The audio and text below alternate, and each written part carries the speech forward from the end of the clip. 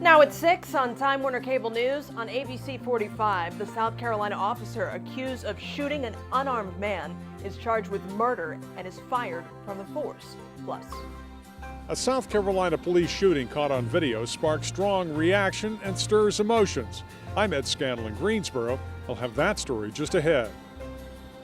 And state lawmakers discuss a timely proposal that would require police officers to wear body cameras on the job.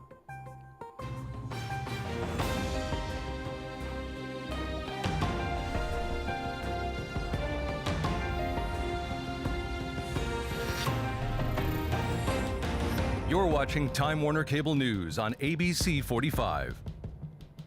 Thanks for joining us tonight. I'm Cheryn Stone. We'll have those stories coming right up. First here at 6 o'clock, meteorologist Monty Montello is here. The first check of your weather on the One's forecast. Pretty warm out there today, Monty. Yeah, highs in mid-80s. Didn't really miss the record by all that much. Still 82 right now here in Winston-Salem. Let's show you our tower cam, and you can see a nice little shot of the city. So we stay mild. More storms in the forecast Thursday, Friday, but we do change things up for the weekend. We'll let you know what to expect here in your 7 a little later in the show. Back to you.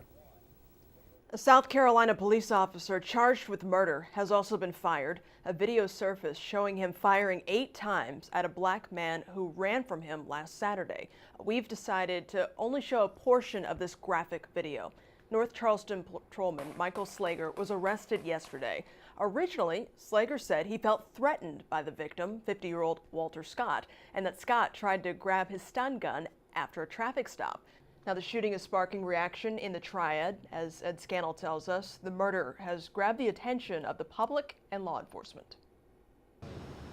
Greensboro police officers gathered at a small downtown bakery for what was dubbed Coffee with a Cop.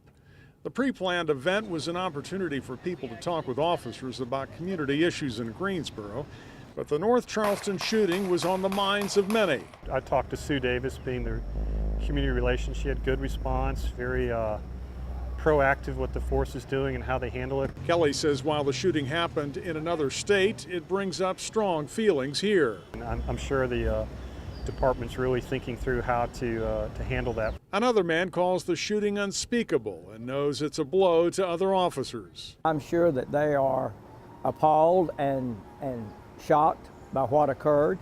I didn't mention to them. I merely thanked them for their service. Winston-Salem's top cop says he's not privy to the investigation in South Carolina, but believes the protocol resembles procedures in North Carolina. It appears that in South Carolina, their equivalent of the State Bureau of Investigation assisted with that investigation.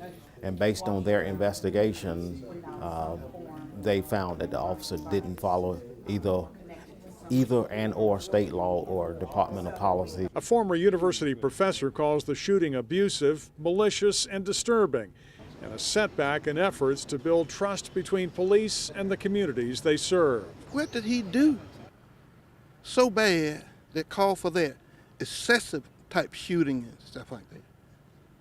It's sad more than anything else. In Greensboro, Ed Scannell, Time Warner Cable News. Willis says he doesn't know if the South Carolina incident was racially motivated, but says the traffic stop should not have resulted in a fatal shooting. This is also sparking a dialogue on how people should respond to law enforcement officers. An assistant public defender in Charlotte says people should always remember, never talk back. He recommends asking 2 questions. One is, am I free to leave? And then try to walk away. But secondly, am I under arrest? And if they say yes, then make sure you just stay calm. You don't consent to anything. Romaine also says anyone who feels their rights were violated should contact an attorney. Some state lawmakers are working to mandate law officers wear body cameras while on duty. This proposal comes as this nation continues the debate over the deaths of several unarmed suspects at the hands of officers. Loretta Beniti tells us more about the efforts to create more transparency. The outrage has been seen across the country, with protesters loudly taking to the streets. Citizens expressing dismay over the deaths of unarmed suspects at the hands of law enforcement officers. And it's unfortunate that sometimes when these things happen that we kind of focus on the negative. Guilford County Representative Cecil Brockman is joining several other state lawmakers to propose a way to help take some of the debate out of how these deaths occurred. Under House Bill 395, law enforcement officers would be mandated to wear and activate body cameras during most interactions with the public. Sometimes perception is reality, and right now I think the perception is because of the events that have happened, that maybe there is a little distrust there. But even as tensions run high across the country, some law enforcement officers question how much transparency mandated body and dashboard cameras can really offer. The North Carolina Sheriff's Association says it's not opposed to body cameras, but it is not on board with this bill mandating them. But want to be sure that whatever is done is appropriate. The association says there's too many questions about how and when a body camera can and should be used, and that could actually lead to less safety for the public. If we get to the point that our officers are more concerned with whether to turn the camera on or off, and the technical procedures and forms they have to fill out to document that, then they are concerned about the welfare of the citizens that they're there to protect. Hey, police officer! But state lawmakers will now need to weigh the questions about camera use with the usefulness of the technology. Loretta Beniti, Time Warner Cable News. This proposal has been sent to the Appropriations Committee for consideration. No hearing has been scheduled yet to consider the bill. A jury found Boston Marathon bomber Dzhokhar Tsarnaev guilty. The jury reached that verdict just 11 hours after deliberations began. His trial now moves on to the sentencing phase. Jurors will consider the death penalty or life in prison. Tsarnaev's lawyers admitted he participated in the bombings, but claimed his late brother was the driving force behind the 2013 deadly attack. 3 people were killed and more than 260 others were injured during that April 2013 attack. This man, charged with killing a Granville County couple, will face the death penalty at trial. A judge made the decision today during a Rule 24 hearing for Eric Campbell. Authorities say he and his father, Edward Campbell, who died in Central Prison, killed the couple in January. Chris Williams has details. The prosecutor formally announced in court today that he is going to seek the death penalty in the Eric Campbell case. Now, authorities believe Eric Campbell and his father, Edward, killed Jerome and Dora Faulkner over the New Year's holiday. Investigators say the father and son broke into the couple's home, set it on fire, killed the couple, and then stole their vehicle. They were tracked down in West Virginia, and they were involved in a police shootout. Now, both men were eventually brought back here to North Carolina, but last month, the father, Edward, committed suicide. Investigators believe that the couple was randomly chosen. Now, Campbell is also charged with burglary, robbery, arson, animal cruelty, larceny of a vehicle, and identity and financial card theft. So at this point, what is going to be happening is that we'll be working with the investigators to continue to bring discovery and complete the investigation and prepare the matter for trial. How soon do you think you go to trial? That would probably be a year or so from now. Now, there are still many details we don't know about this case because prosecutors want the family and investigators to see the autopsy report before releasing it to the public. We're told that that could take a couple of weeks. In Granville County, Chris Williams, Time Warner Cable News. An educational task force looking at ways to improve student assessment. This is from testimony today in a Leandro hearing about if the state is living up to its constitutional obligation to make sure each student has a sound and basic education. One proposal includes quarterly tests every 9 weeks for 3rd through 8th grades and a standardized test like the ACT or SAT for high schoolers. DPI Deputy State Superintendent Dr. Rebecca Garland says this could actually improve student performance. The students have said their stress level would go down considerably if they could be tested on chunks of information, that's a technical term, as opposed to having all of their one test determining everything at the end of the year. Dr. Garland says these plans are in the early stages, but a pilot program could be rolled out in time for the 2015-16 school year.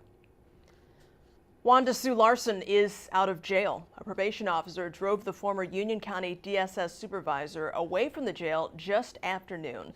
Larson pleaded guilty last week to child abuse and was sentenced to 6 to 17 months behind bars. She received credit for time served. She'll be on probation for 5.5 years. Authorities arrested her and her boyfriend, Dorian Harper, in 2013 after they found a boy chained to the porch with a dead chicken around his neck. Harper is serving up to 10 years in prison. Still to come here at 6, an area license plate agency reopens after being closed for several months. What leaders are saying about the move. We continue to be stuck in this warm and somewhat stormy weather pattern here for the early part of April. We'll let you know when it changes coming up in your Weather All at Once. You're watching Time Warner Cable News on ABC 45. Drivers in Stokes County have been without a license plate agency since January. The state just approved the town of Walnut Cove to operate the agency. Katie Husband explains how this will impact the area. Since January, when the state DMV closed the doors to Walnut Cove's license plate agency, the town saw the amount of traffic drive off. The license plate agency brings a lot of people to town. You know, from the surrounding areas in Stokes County. We have some from Forsyth County, Guilford County, as well as Rockingham too. The former agency located on North Main Street was closed following a complaint on January 12th. The division on January 15th opened applications for a new license plate agency in Stokes County, with applications being due this past February 16th. Determined to bring back the agency, town officials applied and the state approved. This week they will sign a contract to allow the town to operate the agency. It just provides another service to the citizens here in town, and again to get people back, you know, shopping here in Walnut Cove.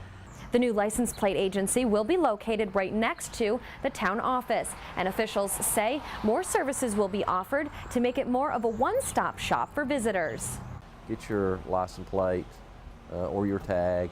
If you have to pay your power bill or your cable bill, you can make a few steps and do that too. Town officials expect an opening date sometime in July. In Stokes County, Katie Husband, Time Warner Cable News. Your sports is up next here at 6 o'clock. The Duke Blue Devils meet with the media one final time before closing the book on their championship campaign. Ryan Welch has the details. Also, a former presidential candidate is speaking in the Tar Heel State. That's in our Carolina Minute.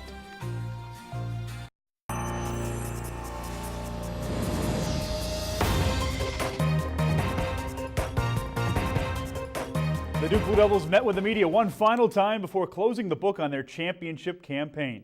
The Devils captured their 5th national title, courtesy of Monday's 5-point win over Wisconsin. That gave way to a raucous postgame celebration, then a hero's homecoming Tuesday at Cameron Indoor Stadium. So the question is, where do the Fantastic Four go from here? Fans hoping for any NBA-related bombshells today were a little disappointed. Jaleel Okafor, Justice Winslow, and Tyus Jones all declined to declare their intentions. However, there was one announcement. No, I haven't. To be honest, I don't think it's a question for me. I'll be back here. You don't think it's a question for you, or it's not a question It's not. for you? It's not a question for me. I'll be back. You're coming back. Yeah. I know if I'm ready to leave, dude. I love being here so much, and me and Tyus, and then Justice and Grayson, we had this plan to come here.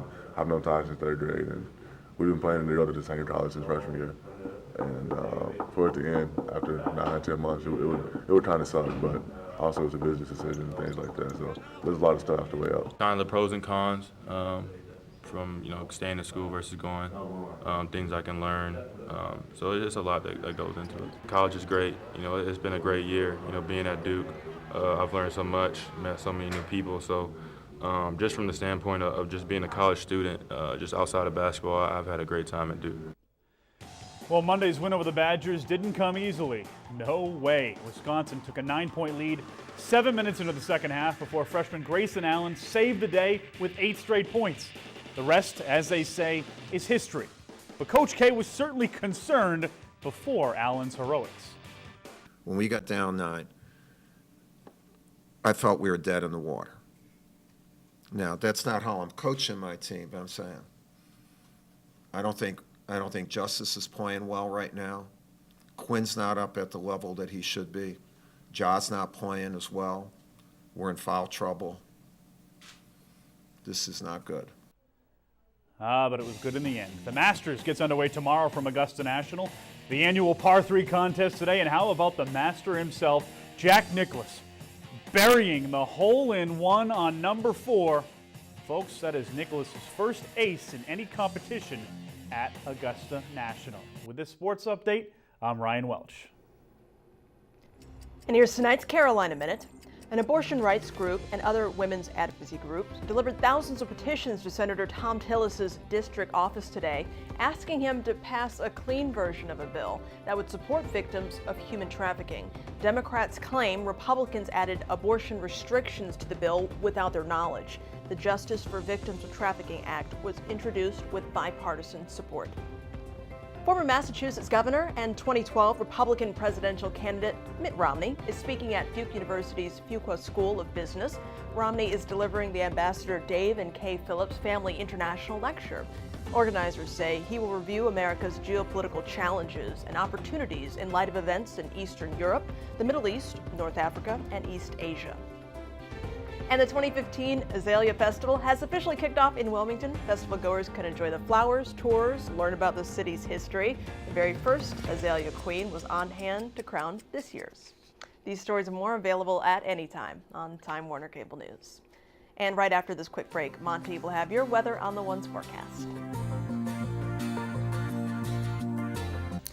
Alrighty, 622. Temperatures have been very warm today. Lower 80, still 82. Live look here at Winston-Salem. A good amount of sunshine out there at this hour as well. Storms, though, north and northeast. This little cluster will actually miss us. But farther north here, we do have a line of some thunderstorms here that we're going to track a little bit closer. You can see how that just skimmed northern sections there of Rockingham County last hour, but that has since again moved east and southeast. But we have another cluster here coming in out of Virginia. It's actually developed earlier today back through parts of Indiana and Ohio and rapidly moving south and southeast. So later this evening, especially north of I-40, some rain and thunder. And you can see how these storm clusters are just really lined up here back through the Midwest.